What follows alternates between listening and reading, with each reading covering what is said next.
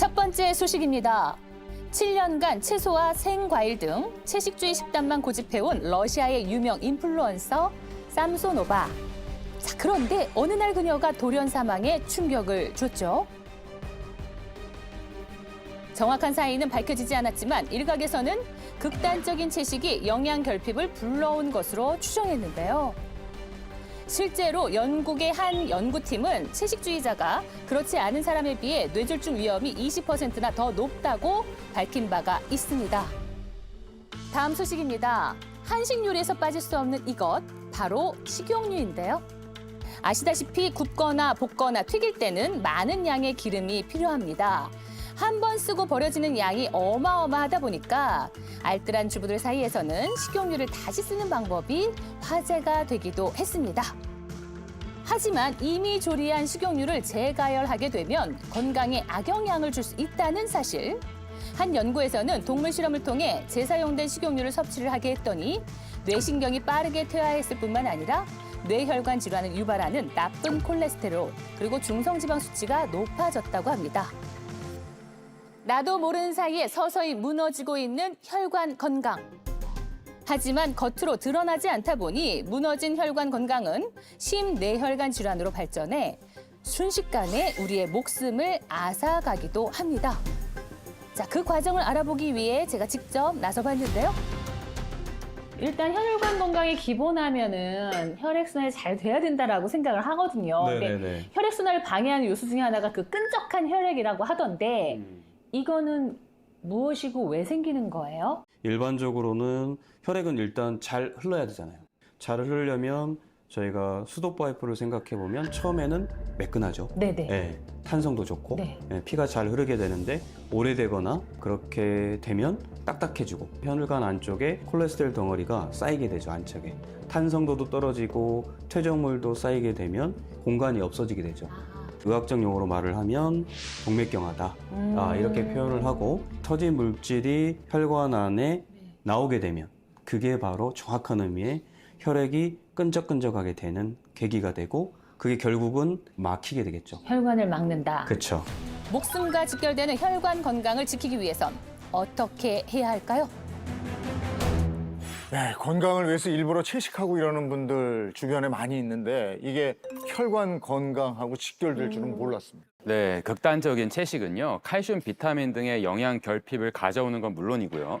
콜레스테롤의 수치가 지나치게 낮아지면서 혈관이 약해져서 출혈성 뇌졸중의 위험이 높아질 수가 있습니다. 아니 그리고 그 왜 식용유 재사용 있잖아요. 저도 제 너튜브 알고리즘에 이렇게 떠가지고 본 적이 있는데 그 튀김하고 남은 그 기름 요거를 이제 재사용하는 방법이더라고요. 보니까 뭐 키친타월이나 내지는 뭐 커피 필터 같은데 걸러가지고 보관을 한다라고 하는데 이것도 그렇게 결론적으로 몸에 안 좋다라는 얘기잖아. 네, 이 기름을 이 고온으로 가열하게 되면 이 자연적인 이 화학 구조가 달라지면서 이 트랜스 지방과 알데하이드 등의 이 독소가 생성되게 되고요. 이 이슈에서 언급한 것과 같이 결국에는 이 뇌혈관 건강에까지 영향을 주게 됩니다. 야, 그래서 제가 만나고 온 이분의 일상 관찰 영상을 좀 빨리 봤으면 좋겠는데요. 네. 하루아침에 평범했던 일상이 악몽처럼 변했다는 분의 사연입니다. 보시죠. 주인공을 찾은 곳은 한적한 한 공원입니다. 바로 이분이 주인공인데요. 올해 64살의 한복순 씨입니다. 이렇게 무더운 날에도 힘들지만 운동을 꼭 해야 하는 이유가 있다고요. 이제 뭐 편마비가 와가지고요. 많이 불편해요. 걷는 것도 힘들고 팔도 잘 올라가지도 않고 잘 움직여지지가 않으니까. 다시 건강을 되찾을 수 있을까? 그 간절함 하나로 매일 걸어보는데요. 하지만 마음먹은 만큼 쉽지 않은 운동. 그녀의 일상이 지금처럼 바뀐 건 한순간이었다고 합니다. 갑자기 쓰러졌어요. 갑자기 쓰러져가지고 그냥 눈 뜨니까 병원이더라고요. 그때부터 이렇게 장애가 왔어요.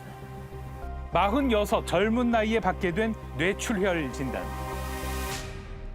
몸도 뻣뻣하고 목도 뻣뻣하고 어지럽고 그러는데 더 아플까 봐 나으려고 했는데 잘 안 나아지게 되더라고요.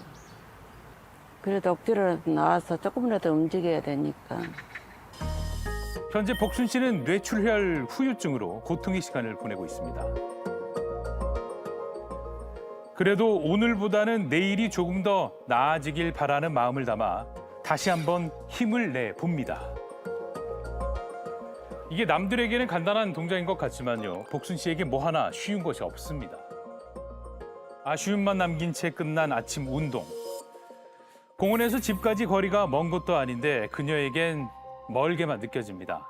거동이 많이 힘겨워 보이시거든요. 네. 걱정이에요. 그렇다면 집안에서 복순 씨의 일상은 과연 어떤 모습일까요? 집안 구석구석 자리 잡은 지지대의 몸을 의지해서 겨우 이동한 곳은 욕실입니다. 간단한 세수조차도 힘들어 보이네요. 그렇죠. 네. 많이 불편하죠. 어떻게 해요. 씻기는 해야 되겠고 힘들어서 대충 그냥 닦이는지 안 닦이는지도 잘 모르겠는데 그냥 대충 닦아요.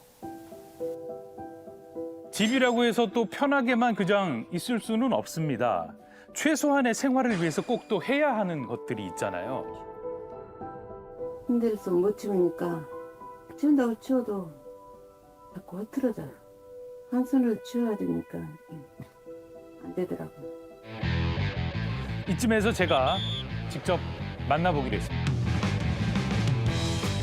저희가 일상을 쭉 관찰을 했는데 네, 좀 힘드시죠? 많이 힘들죠. 최근 들어서 또 힘드는 이유가 또 있다고. 아무래도 이제 많이 움직이면 내가 움직일수록 좀 건강해질 텐데 네네. 혈압도 안 잡히고 당뇨도 안 잡히고 그게 자꾸 이제 질병이 더 깊어지더라고요. 아이고. 그러고 보니까 이 침대 맡에 손 닿는 곳에 이거 뭐예요? 혈압계 아니에요 이거? 혈압계하고 이거 봐 혈당 측정기도 여기 있네. 네네. 네. 손 가까운 데 있어야지 네. 저 체조를 안 다니고 바로바로 할 수 있으니까. 그러면 어떻게 주기적으로 재시는 거예요? 네. 당뇨병과 고혈압은 7, 8년 전부터 계속해서 고질적으로 알아왔다고 해요. 그런데 요즘 들어 혈압과 혈당 수치가 더 치솟고 있다는 겁니다. 아직 식사 전이거든요. 수치가 얼마일까요? 304. 아니 너무 높은 거 아니에요? 그러니까. 지금은 304가 나왔어. 많이 높죠. 네. 그래서 어지러워요. 어지럽고. 지금 혈당이 걱정되니까 식전에도 재고 공복에도 재고 또 밥 먹고도 이게 수시로 재시는 것 같아요. 네. 저건 뭐예요? 이거 수첩. 수첩 이제 잴 때마다 이제 그 기록을 해야 음. 의사 선생님한테 이제 갖다 주거든요. 그래서 재서 이제 적는 거예요. 봐도 됩니까? 네네. 네. 꾸준히 저렇게 다 기록을 해두신 거네요. 네. 상당히 높은데요. 네, 많이 높아요. 잠깐만. 한여름인데 왜 이렇게 두꺼운 양말을 신고 계신 거예요? 당뇨가 있으니까 네. 다칠까봐 위험해서 네. 그래서 두꺼운 양말을 신고 있어요. 그러니까 이게 지금 보니까 엄청 두꺼운데? 네, 겨울 양말이. 겨울 등산 양말이잖아요. 합병증 중에서 당뇨발이 제일 무서운데 저기 다리에 다칠까봐 그래서 두꺼운 양말 신고 있어요. 그런데요. 이것 말고도 복순 씨를 괴롭히는 게 또 있답니다. 또요? 아파서 저리고 붓고 그래서 드물러 주는 거예요. 이게 손으로 이렇게 해서 되나 힘들어서. 그러니까 저기 안마기로 이거 하잖아요. 어디 안마기에 있어? 저기 있잖아. 아 이거? 네, 아 이거 저거구나. 응? 발 그거 어깨 뭐 움직이는데? 피면은 어. 이거 이렇게 해서 아. 어깨 아픈 거 이렇게 아. 해주는 거. 뭉친 몸 풀어주는 데는 마사지 기계만한 게 없죠. 그렇죠. 네. 아무래도 안마기 하면 혈액순환이 좀 되는 것 같은 느낌이 든대요. 그렇죠. 예, 과도한 마사지 기계 사용을 문제적으로 짚었습니다. 시간은 밤 9시인데요. 늦은 저녁 식사가 시작됩니다. 어머니 식사 준비가 너무 늦은 거 아니에요? 지금 시간이 꽤 됐는데. 움직이기 좀 힘들어서 그냥 미루다가 배가 고파서 지금 좀 먹으려고요. 어쩔 수 없이 배고파서 드시는 게 지금 이 시간이에요. 예. 네. 요거는 제가 하나 체크를 하겠습니다. 너무 늦은 시간, 저녁 식사. 이걸 저는 문제점으로 꼽았습니다. 매일 먹는 식단 확인도 중요하죠. 몸이 불편하니까 뭐 대충 때우지 않을까 걱정했는데 그래도 매 끼니 건강을 위해 꼭 챙기는 것이 있어요. 아, 이거 곰탕 아니에요, 곰탕? 예. 네. 그냥 먹기 쉽게 그냥 몸이 좋다고 그래서 자주 먹는 편이에요. 그 먹으면 좀 기력 보충이 돼요? 그럴 거라 생각하고 그냥 먹는 거예요. 얼마나 자주 드세요? 하루에 3번은 먹죠. 한 끼 아니고 3번 다 이 곰탕을 드신다. 네. 매 끼니마다 보양식을 챙겨 먹는 습관. 이것도 문제점으로 꼽겠습니다.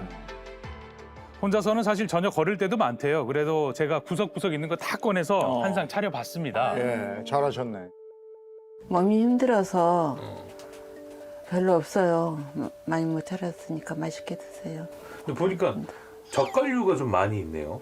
예, 다른 거는 해놓으면 빨리 쉬어버리고 그리고 빨리 못 먹으니까 쉬어버리더라고요. 그래서 젓갈류로 많이. 오래 보관할 수 있는 걸로 예. 젓갈류로. 그렇죠. 이 밥량도 지금 저랑 너무 비교되는데 이거? 밥이나 좀 든든히 드셨으면 좋겠는데 밥량이 좀 적은 것 같은데요? 네. 왼쪽이 드시는 거잖아요, 그렇죠? 많이 먹으면 살찌니까 살찌면 또 못 움직이잖아요.